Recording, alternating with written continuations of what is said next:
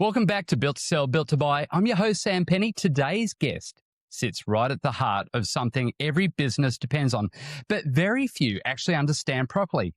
It's sales performance. Now, Ben Wright, he's the founder of Stronger Sales Teams, where he works with organizations to transform how sales teams think, how they behave, and ultimately perform. But this isn't about scripts or pipelines. It's about what actually drives behavior inside a sales team, why most teams underperform, and what separates a sales function that scales from one that silently caps the value of a business. Because if your sales team doesn't perform, your business doesn't scale. And if it doesn't scale, it's not built to sell. Ben, great to have you on. Fantastic, Sam. Thanks for having me. And it's funny you talk about scripts. As you were introducing me, my microphone had a little malfunction, and I'm nervously looking at it now to make sure it's working again. But anyone watching on video will see the first 10 seconds with my head darting around nervously. So yeah, you're right. The scripts is certainly not what it's all about. But yeah, very, very grateful to be here. Thank you. Yeah, looking forward to this conversation, Ben. And interestingly, every single guest that I've had on the show for about the last 9 months has either been US, Europe. Turns out not only are you here in Australia, you're in the same beautiful part of Australia, the Sunshine Coast. Absolutely random. And I didn't know that until about half an hour ago. So there you go. It's a funny word. And Ben, I would say you're only a kilometre or two from my mum as well. Sorry to jump in on you there. So yeah, it's a very small world. It sure is. Now, Ben, before we really jump into the meat of what we're going to talk about today, before you had Stronger Sales Teams, what was it that you're actually trying to figure out about sales? It's a really good question. So I'm 43 now. I'm pretty open with my age. In fact, I'm open with most things around my life. And I'd say at 43, I've lived a lot of professional lives, and I always struggled to understand, I think, what drove me. I had a corporate career, so I finished school. I went into university pretty early, did well at university, got through that, mucked around as a lot of us do during university, went straight into a corporate job, had 5 or 6 businesses along the journey. Some of them, or one in particular, was really successful. Got to the end of that at, 7, I think I was. And I remember we relocated from Melbourne up here to Noosa Heads. If you're not listening, or if you're listening and you're outside of Australia, Noosa Heads is it's a dreamboat place. People come from all over the country to spend time here, but very few international people know about it. And we're up here, and I remember I was in the kitchen with my wife, and I was complaining. I didn't really have a lot to complain about because life's pretty good for us in where we are and what business has been able to do for us. And she looked at me and said, Ben, go and get a job. And I just had this sinking feeling, and I think this look of horror on my face that said, no, I'm not going. There's nothing wrong with working people. I think it is a great way to live life. But for me, it was something that I decided wasn't my path. And from that moment on, I said, all right, I've really got to get back into what I want to do. And I think during that journey, I realized that sales was a lot more than selling stuff. It was very much about, and for me, the best experiences I'd had in selling was when you'd been able to build good relationships, some of them lasting, some of them not, but also learn how to create value for 2 sides of the equation, and sometimes 3 or 4 or more than that sides of the equation. So yeah, I think for me, when I realized that it was about creating value and good relationships and partnerships and just having engagement with people, that actually changed that dial for me around how I approach sales. And I'd say I've done some really rapid movements and changes in how I lead sales teams since that period. So is this a point then where you pretty much realize that sales isn't necessarily a skills problem, it's a behavior problem? Well, most skills can be taught. Some of them take a very long amount of time, but in my experience, particularly in sales, the skills required can be taught and generally built on over time. They're not skills you can necessarily pick up immediately and be first rate from day one, but the behaviors are the pieces that are harder to teach. Genuinely caring, listening, wanting to know more about what your customers are doing. They're the hard pieces to teach. So for me, I think skills and behaviors are both incredibly important in the sales landscape. But I think behaviors are the ones that are a lot more difficult to not only teach, but also move the dial on. I live a lot by the 1% better every day kind of theme, kind of tagline. I think behavior is a lot harder to change. So So for me, what that means is that focusing on behaviors will generally give you greater rewards if you can move the dial because they're so hard to do. So, looking back now, Ben, was there a moment where you realized that you noticed something in the way sales teams operate and the people within them that others just weren't seeing? I think that probably crept up on me over time. And I was able to look back at a point in time and say, I've been building towards this for a long period. So yeah, there was absolutely the moment where I said, hey, I now get what I've been building to. But over a period of probably 5 or 6 years, what I realized was that everything I'd learned as a kid, as a teenager, as an early adult around sales is a numbers game. And look, to an extent, there's some truth in that, but it's one part of a number of bricks that build the house around sales, and then around being a numbers game and focusing on features and benefits and how you outperform the competition, and it's a hustle, and all the things that I was taught as a child and early adult, that there was more to it than just that. And I think the realization was that it is absolutely about creating value. Features and benefits are not necessarily creating value, but it's translating them into value. And it's at that moment, and it probably took me 3 years of teaching, of just pure teaching sales strategy before I realized that. So I'm going to say I was late 30s by the time when I got to that point. And I was almost 20 years in sales by then.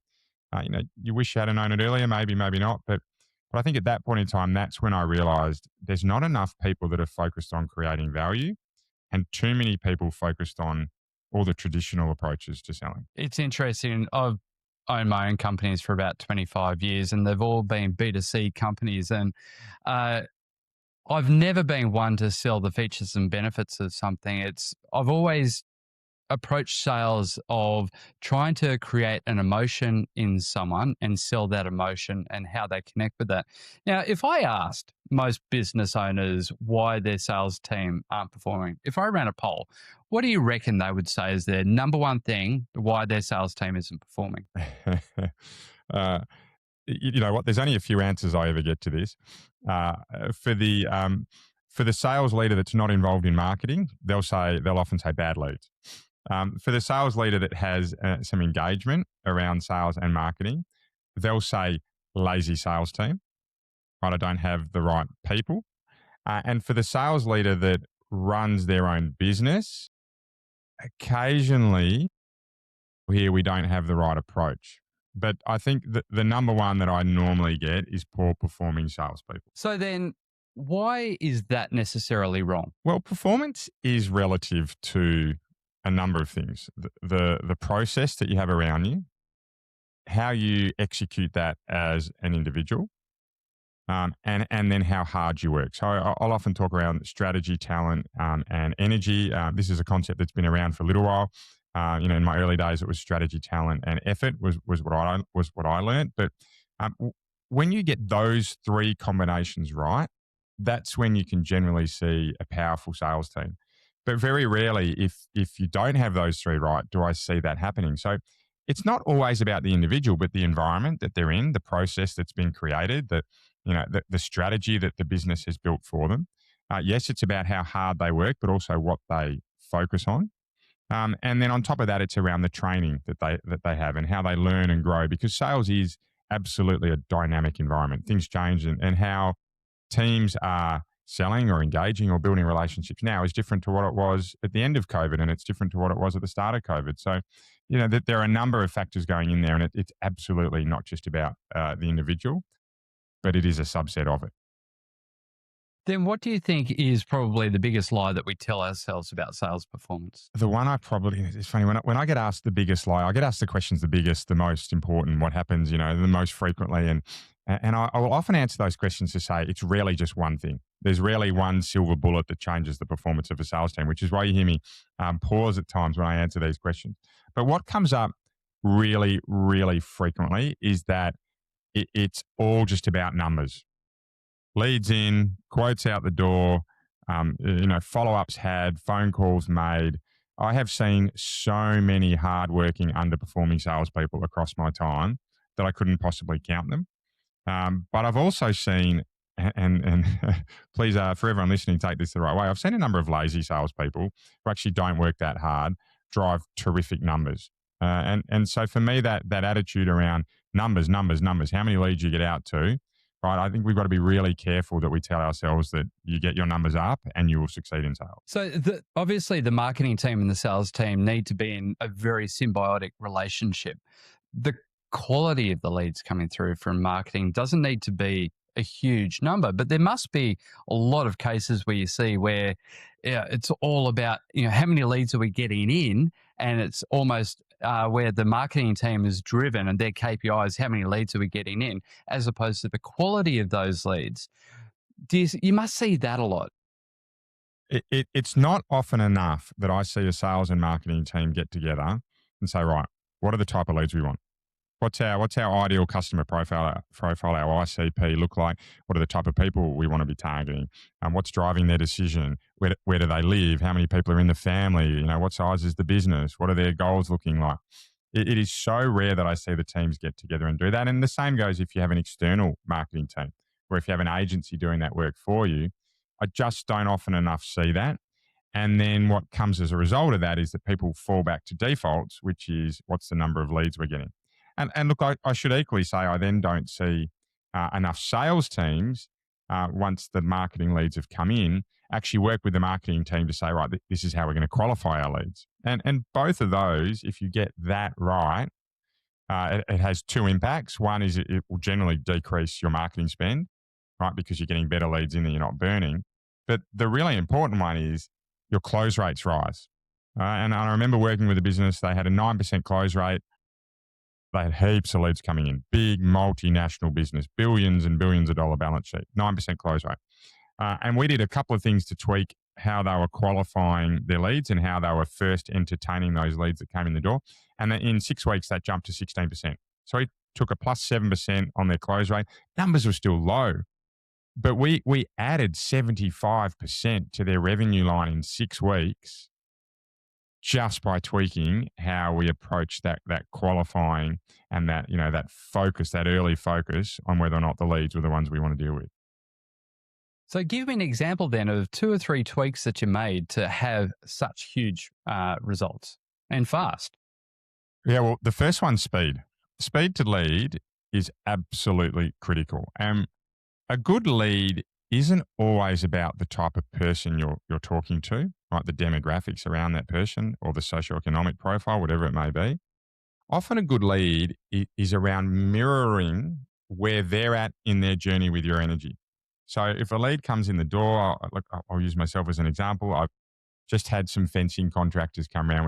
We need 50 meters of fence out the back of our house. And the fencing contractors that got the best from me were the ones that when the request went out, they were straight back on the phone with me because I don't know if you'd call it a level of excitement about putting a fence in, but there was a level of engagement, right, that I wouldn't have had a day later. So by lining up speed to lead with the engagement levels or the excitement levels of your customer, what you're doing is pairing yourself along that journey to have the relationship with the customer that kind of closely replicated their feelings at the time. Right, so the first fence contractor to me is going to get the job because they had my engagement. So speed to lead, really, really important. Number 2 is types of qualifying questions. And I think my favorite qualifying question that I see teams ask is, are you looking to do whatever you're going to do? Are you looking to build your fence now, or are you working out if you want to do it? Right, and there's subtle differences. One is I'm ready to go. Okay, great, I'm ready to go. Let's go full steam ahead. We double down. We go as fast as we can to help them and everything that follows, asking the right questions, creating value and so forth.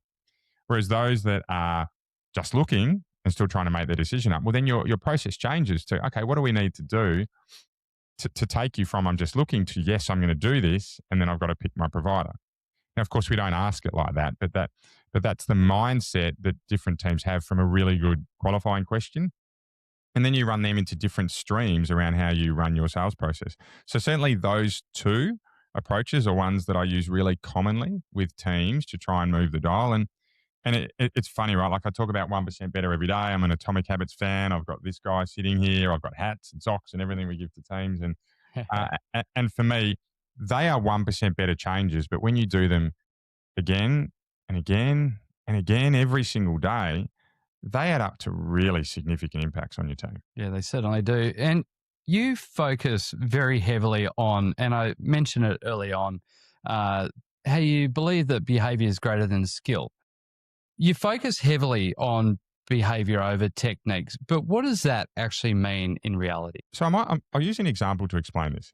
Um, I've I've worked with hundreds, I'd be close to thousands of salespeople now, and the number of salespeople that I've had come through my programs that are really experienced but get significant gains from it has really surprised me. And what I mean by that is normally I'd expect the really significant gains to come from perhaps salespeople with less knowledge about sales. They may be earlier in their careers or they may be earlier in the sales landscape. But however, with so much goodness coming from people who are experienced, what it got me thinking was, well, why are these people who know so much and have had so much experience in sales getting such value out of this? And what it came down to for me was that, and I line behaviors and process up really closely, was that these people, these salespeople, these talented, these energetic, these driven salespeople, know so much about selling, but not necessarily when to deploy what they know. So they have this huge head of knowledge of sales skills and relationship building skills, but they're deploying it at random. I'm ex Melbourne, like Melbourne's weather. It's on and off and changes. I must say, Sunshine Coast's weather's up and down at a crazy amount as well, right? But they're not deploying these skills with any, repeat behaviors or any repeat process. So for me, the piece where behavior is just so important is to be able to sit down and say, here's the process that we're going to run through, right? And I might have a short one page or a small one pager on this, but I'm going to repeat this process. My behaviors around this process are going to be super consistent. So I'm going to do what works again and again and again. And what leads into that behavioral piece is that, we know with most behaviors, once you do them and you get some positive recognition in return, and Atomic Habits has quite a few thoughts around that. But when you have positive information come from that behavior, you do it again and again and again. So by setting up that process and building that behavior, what we end up having is the right use of that terrific knowledge you have at the right time. So, Ben, if we look at some of the top sales performers you've worked with and your average ones, are there any hidden behaviors that really separate them? Yeah, absolutely. I'm smiling because I'd love to say his name, but I've never actually asked him if I could say his name. But a gentleman that I worked with, he was a really big part of his business. I still speak to him today. He's Melbourne based. Never worked as hard as any of the other salespeople. Still was honest. Still toiled. Still did the right thing. Right? Did his, was working his 35 to 45 hour week, but was never one of those guys hitting 50 to 60 hours. Never had as many leads as anyone else, but had this terrific ability to bring in a closed sale. And what it came down to, and I'm just using him as an example, but this example I think exemplifies the best salespeople that I've worked with, is he had this ability to sit with a customer, make them feel comfortable, right? He was very good at when you walk into that first meeting, having that discussion that says, hey, let's build this relationship. What do you need? But he was able to sit with them, work out what was creating value for them, and then align up what we had against what that value creation was. So he was able to really build a great working relationship quickly with these customers, understand what they need, and then deliver that in a fashion that felt really personalized. And as a result, his sales results were exceptional. He's still in it. He's a career salesperson, and he's firing along at whatever he does. So then why do you think, because a lot of these salespeople will be put through training courses by the company, and obviously this is going to be a bit of a plug for you, but why is it that most training programs, they fail to create any lasting change? Yeah, I think there's some structural reasons that's not really the fault of any sales trainer, and I talk about impact and execution events, where most sales training is focused on impact. You go in, you do your training one day, even up to a week, and then tomorrow gets in the way of today. So everything you learn gets watered down because you go straight back onto the hamster wheel. You're chasing leads. You might remember a few great quotes. People don't care how much you know until they know how much you care. 1% better every day. 2 ears, 1 mouth, right? I could roll these out for hours. But you don't have that environment, that structured environment that actually keeps you honest in implementation. Because for most people, having someone keep you honest to growth is a positive if it's done in the right way. So I think structurally, a lot of sales programs have that against them, whereby in the corporate fashion they're in, they do their thing and they disappear. So I think that the second area where I think sales programs really struggle is that they try and throw too much theory in rather than focusing on so really upskilling to a high level rather than focusing on getting the basics right. Because if you get those basics right, I've certainly never had a team that nailed all the basics ever in the hundreds, if not thousands, of salespeople I've now worked with. Never had one that had all the basics right. So I think they probably skip over those and a little bit of that house of cards theory where you don't have a strong enough base to really drive forward. Then what about identity? Does identity uh, a, play a role in sales performance? Identity is interesting because you can talk about business identities, team identities, individual identities, and definitely have sat with teams and built behaviors, right? What will we be known for? What will our team stand up for? What are some of the values that we work with? For me, I think where identity plays its role is in recognizing as a salesperson that that in the most part you will perform better if you have systems and structures set up for you and you're prepared to hold yourself accountable to those. Now, I don't think identity is as important in terms of how you wave the flag in terms of sales. We all have very different personalities, and I think they're super important in the sales environment. But having a strong sense of identity around being prepared to follow some structure and some process in what can be a hugely unstructured environment, that plays a really significant role. And I think more so than probably any of the other, identity cards that I could pull out from personality profiles. Then does fear show up anywhere in a sales team, even though no one may call it fear? Do you see that happening? Yeah, that's that old saying, which I hate. What is it? Commission breath. Uh, where fear plays a part, and I had a great example of this yesterday. Was one of my customers in commercial real estate, and he said to me, "Look, I've got a property for this customer that would be okay, but maybe not perfect, but it'll get the job done and it'll keep them moving." Versus we go back to market and we wait, right? And in many instances like that, the salesperson will push for the deal A, because they don't want to lose the customer, but B, I mean, they're fearful of losing their job. They're fearful of their livelihoods. They want to make sure that they're continuing to be able to do what they do. But so yes, it absolutely can play a part. But I think where salespeople can overcome that fear and just throw that hat back on that says, hang on, what's the best result for the customer? The fear tends to get overridden by results, right? They just sometimes take a little bit longer than you want, but as you build that pipeline, the results flow through. And I think that because whenever I'm asked these questions, I like to try and throw the positive angle too. But the best salespeople overcome that fear piece of getting sales by making sure they just say, right, what's the best thing for the customer? Let's follow that, and I'll get the result, and we'll back that in. I want to shift gear a little bit, Ben, to enterprise value. So, because obviously we're not in business to just turn up and take a paycheck. Ultimately, it's all about trying to increase the value of the business. How does a sales team impact the value of a business? The sales teams, they're often the lifeblood of businesses. They're not always, but certainly in my experience, more often than not, they are. And often in difficult times, right? They're the first area to come under the most pressure. But I think for me, when we're talking about enterprise value for sales teams, and I'll use an example of the solar industry. So I had a huge amount of experience in the solar industry, which is, very classically typified by jobbing. Go to site, commercial, residential, win a job, do job, move on to the next. Very common across a lot of industries globally.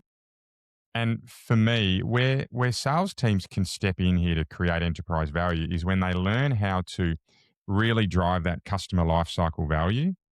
So that's CLV, right? Are the letters you often hear, to be not just about one job, but about a series of relationships along a journey. So if it's solar, you do solar, and then it's storage down the track, it's maintenance of that solar, it's solar window film, which I keep talking about, it's coming, but I haven't seen yet. Solar tiles, hot water heat pumps, and a large number of activities and engagements that you can do with your customer to be with them across their renewable journey, if you like. So absolutely, where sales can learn how to create reoccurring income or increased customer lifecycle value, I think that's really fundamental in growing enterprise value. I've been in the e-commerce world for about the last 15 years, I think. And, it's lifetime value, it's recurring revenue. They're all the holy grail of what e-commerce is. And, there's nothing new about the metrics of e-commerce. We just tend to put acronyms to things. Uh, but at what point then do these things like the LTV, the lifetime value of a customer, recurring revenue, at what point are they a marketing function as opposed to a sales team function? Well, I think they're always a function for both departments. I mentioned to you earlier, it's very rare. I think it's one thing that makes growth tick. The businesses that are really good at creating enterprise value will recognize that in lifetime value, for example, a marketing team has a role to play around keeping customers engaged, nurturing programs, relevant content, staying in touch with those customers. A sales team has a responsibility to add the personal touch to those nurturing campaigns, the phone calls, the sharing of relevant information, the speaking to those customers about even referrals, right? Checking in how their product or service is going. And when either does one on its own, it can be a little bit haphazard because the personal touch from the sales team can come at the wrong time. You can just simply miss that window with a customer. Right? And it's also prone to human error. The nurturing programs from a marketing team can be a little bit sterile, right? At no fault of the marketing team, they do the best they can to market to a large audience, and it's getting easier and easier to personalize, of course, with a lot of the tech advancements that we have at the moment. But when you put them both together, you get to run the advantages of both. And I think it's that instance where 1 + 1 equals more than 2. You really get to catapult off the work that you both do, and enterprise value can really ramp from there. Ben, most of my listeners are all business founders. Now, for those who are listening and they know that their sales team really isn't performing, what do you think is the first thing they should start looking at? So first thing I would be doing is get your team together. What people build, they tend to implement. And I think it gets overlooked less so than it used to, right? Engagement of sales teams is so much more important now. Good salespeople, I think, are hotter commodities than they've been in a long time. I still haven't put my finger on why, but we did a research project a couple of years ago, and it was the number one worry for sales leaders globally was keeping their sales team engaged. But I'd be bringing your team together, right? So bring in, if you've got 10 people, if you've got 50 people, it doesn't matter. Bring them in and tap into that cumulative wealth of knowledge. I run a training session for 48 salespeople. We have about 48, 50 in that team, right? And they turn up each and every fortnight, and I love tapping into their brains. But bring them in, tap into those brains, and define what your process looks like. Because what normally comes out of that is a process, which is great to follow, but more importantly is the gaps. You really quickly get to say, oh yeah, our speed to lead's a little bit slow, or oh gee, you know what, our quote's not great, or gee, we're taking a long time to get these quotes out, or why aren't we quoting people face to face? You really quickly see these gaps; they become quite evident, and that gets you to start working on them. So not only do you get the process driven, right, the process driven approach, but you also get some gaps that you get to get out and work on. So then when you go in and work with an organization, what are the first three things that you'd probably assess? Well, look, the very first thing I assess is where they want to get to, because it's irrelevant what I think unless you know exactly what a business is thinking. Are they gearing to sell? Do they want to step back out of the business? Do they need to move away from a founder model into a sales team? Is the sales team not performing? So that's the first thing I do. Second thing I look at is their sales process. It is absolutely what we sit down, we rip through, we find that process, and then we find gaps within that. And then the third piece I look at is the lead through to close. It's a little bit more condensed than the sales process, but I look at some really specific levers around lead to close. There's some really integral points across the sales process, like speed to lead is one that we've spoken about, where I assess the performance at those moments in time. So it's an extension of the sales process, but it's a much more focused area on some of the really impactful things that teams need to do to be getting successful deals. So these organizations then, what is the fastest way to diagnose whether it's, say, a people problem, process problem, or maybe a leadership problem? So generally, it's a slightly different approach depending on company size. So let's look at your small to medium enterprises. The fastest way to work that out is to sit down with and review your sales process and find out where those gaps are, right? Because what immediately comes out is you have a small group of knowledge in the room, and you can generally get to the bottom of your issues really, really quickly because everyone tends to contribute. Whereas from the larger organizations, so the more salespeople, the more heads that you have in the room, the sales process exercise is still really impactful, but it takes a little bit of time to unravel who's following that process. It's a lot harder to get that closed loop feedback. So we tend to need to dive a little bit more into metrics, right? Number of meetings, number of quotes, pipeline size, before we can see where those issues are. And generally, once we get to that stage, so beyond process into metrics, you start to work out if it's a lead problem or a quality of lead problem. You start to work out if it's a behavioral issue, right? How hard are the teams working? You start to work out if it's a strategy issue. Has the business got the right strategy?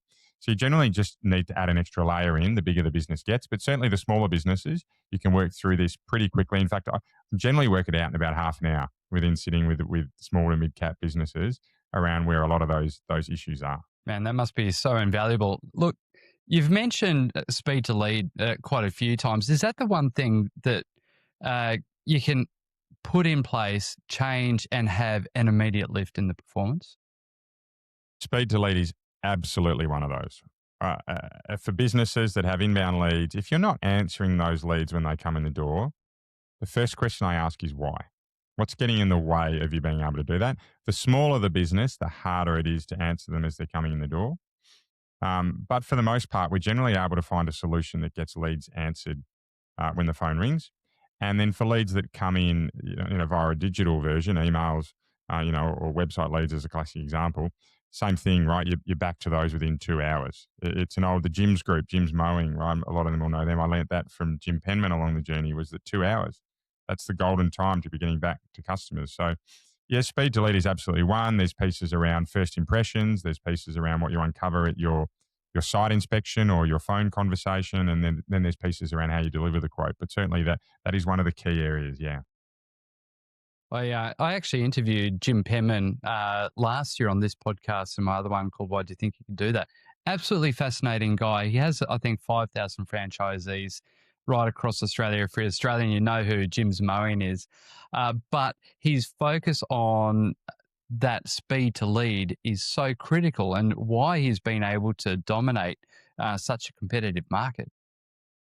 Yeah, absolutely. And look, I certainly don't agree with all of his business practices, but one thing that he absolutely nails is a focus on exceptional customer service. He is second to none on that, and I think you're right. It's one of the key reasons he's been able to build such a strong empire. I want to shift course now into a bit more of the leadership and the culture, and also the accountability. So, what role does leadership play in sales performance, really? Oh, look, there's so many examples of where good leadership can drive really great teams. I think the best lesson I learned about leadership in general was that understanding that whatever you do as a leader echoes out well beyond you. As an individual contributor, what you do can echo for yourself and maybe those directly around you and perhaps your customers. But once you get into leadership, every time you say anything, that message is taken across many more minds and hearts and sets of ears than just your own mouth. So I think for me, good leadership in sales is really prevalent. Setting the example is a classic one, that pace-setting example around what great engagement with customers look like. I think that's a really impactful part of good leadership. But I think the most important part of really good sales leadership is to still lead by example around the importance of generating customer value. it's far too infrequent that I see a leader really genuinely focus on delivering that great value. And it's far too frequent when I see a leader say something like, the customer is at the center of whatever ever we do.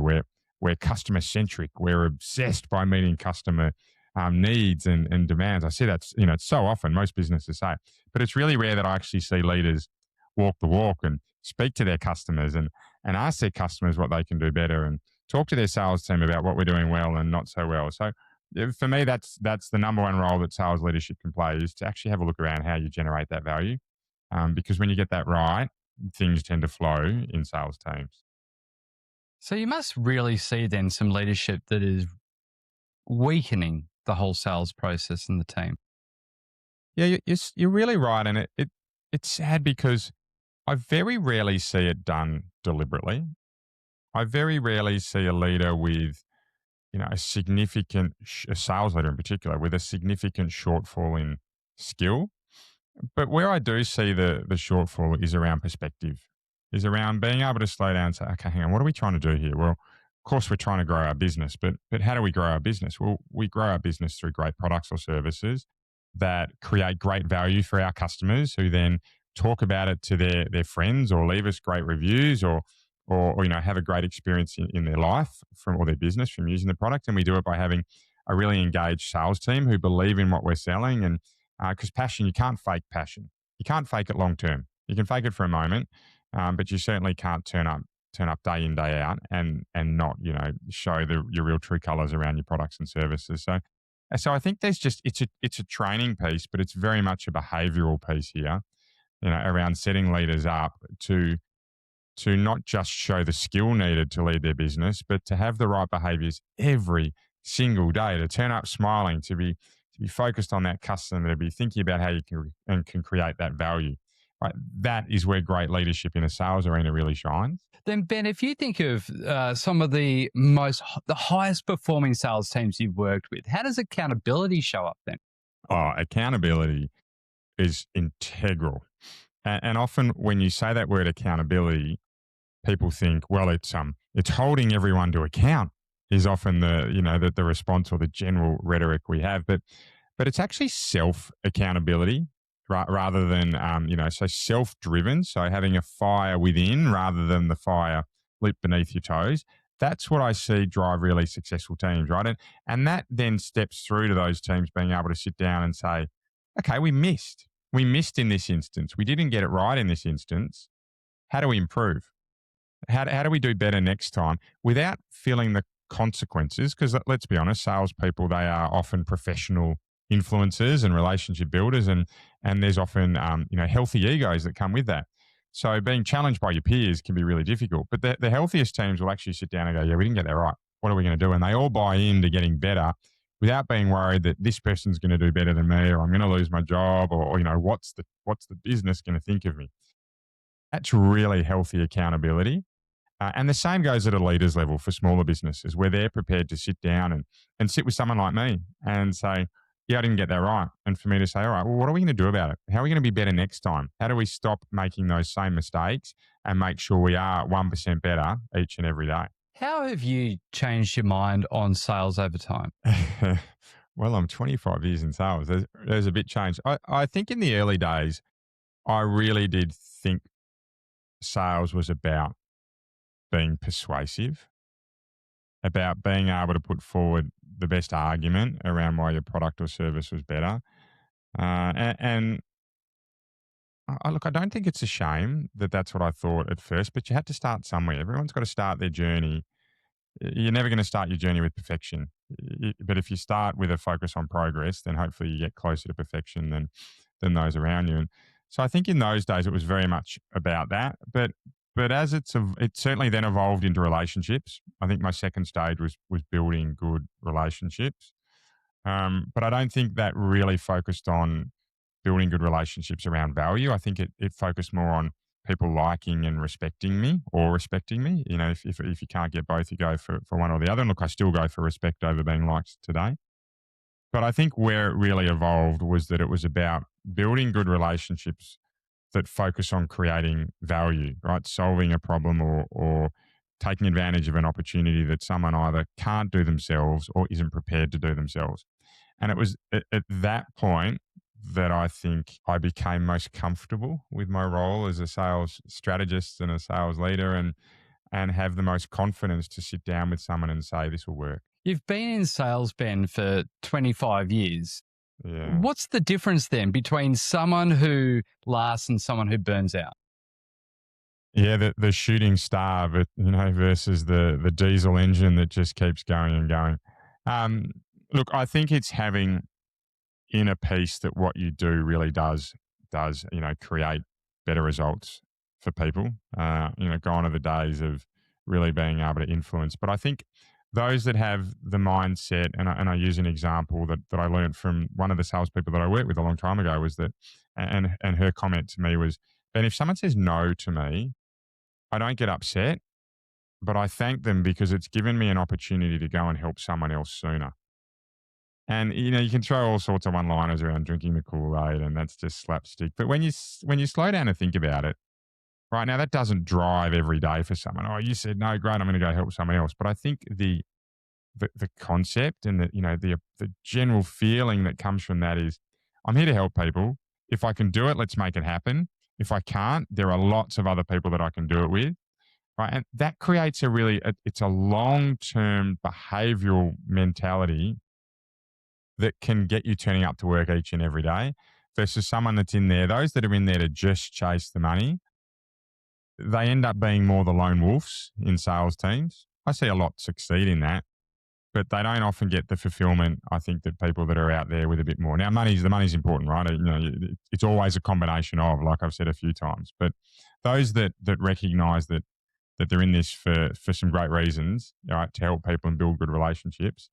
Even the hardest of commission-driven salespeople will normally acknowledge that, yeah, they've come to peace with that, and that's helped them along their journey. Then if we look at a great sales leader, what is it that they believe in that others don't? Yeah, I've touched on that. I actually touched on that quite a few times today around progress over perfection. I think a great sales leader recognizes that it's a journey, and you're always evolving, always moving forward, trying to find better ways to do things, versus this is how we've always done it. And I must say, I work with a lot of sales leaders who say, I've been doing this for 25 years. I know exactly what I'm doing. Right. This has always worked. We're going to keep doing it. The best sales leaders, though, are the ones that are saying, I want to evolve. I want to find new ways every day to learn. I want to be that 1% better. I want to make sure that my teams are learning.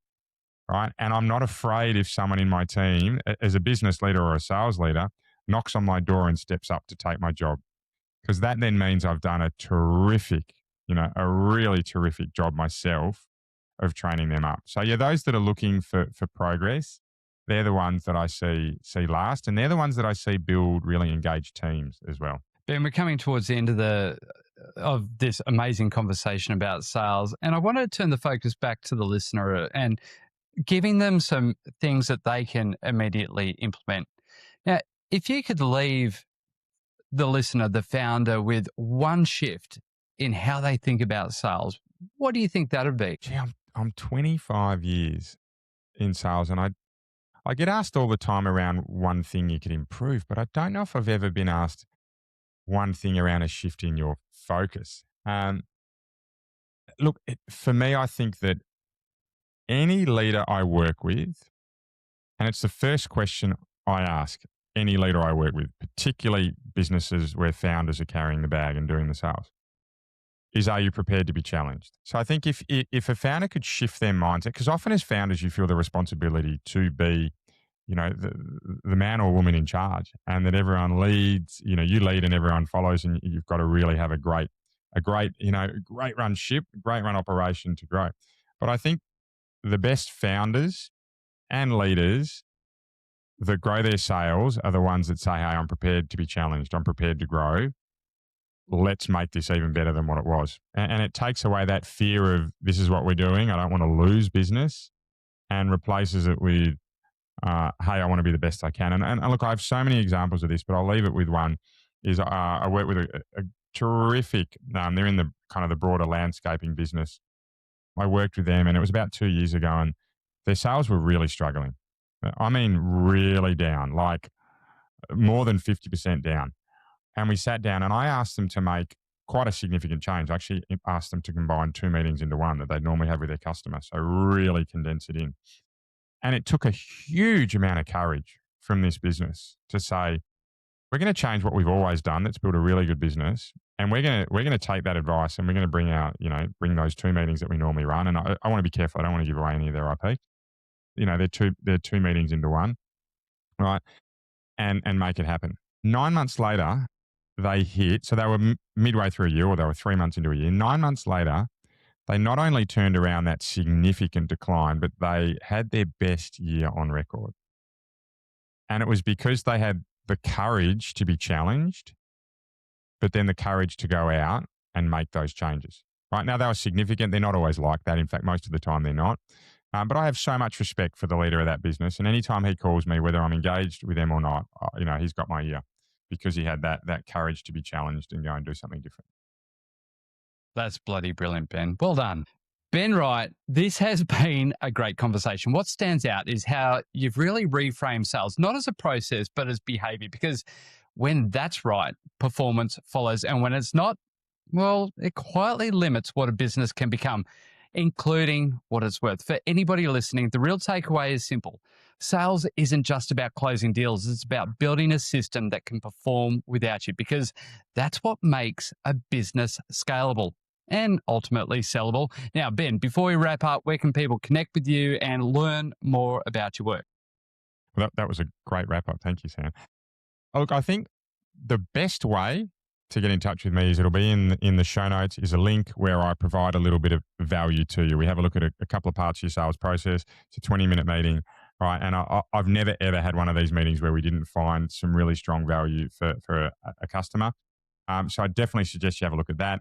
If you're wanting to get in touch with me in a different way, Stronger Sales Teams, www.strongersalesteams.com. But I'm not hard to find. Or LinkedIn, Coach Ben Wright is the end of my LinkedIn profile. But any of those 3 ways you get me. Look, if you type in Ben Wright, Stronger Sales Teams, you're going to come straight to me. So I'm always happy to talk with people and help wherever I can. Fantastic. And I'll definitely put all of those links into the show notes. Ben, I really appreciate you coming on. And to everyone listening, if this episode shifted something on how you think about the sales function, share it with a founder or a leader who needs to hear it. But before we close, here's the question to sit with. Is your sales function something your business depends on, or is it something your business could survive without? I'm Sam Penny, and this is Built to Sell, Built to Buy. I'll see you next time.